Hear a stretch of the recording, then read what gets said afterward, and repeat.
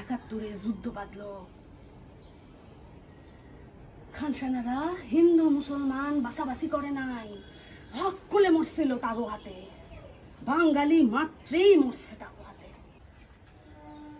আমরা এই পারে আইলাম এই 70-এর শেষের দিকে। শীতের রাত, ঠান্ডা জলে সাঁতার দিছি।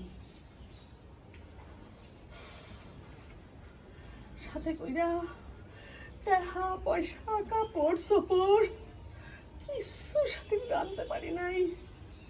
পেটে কি খিদার জ্বালারে মনে আমার ছোট ভাইটা মইরা গেল না খাইয়া। এসব কথা এখন থাক মা। কত সুখ কত দুঃখ দেখছি নিজের চোখে।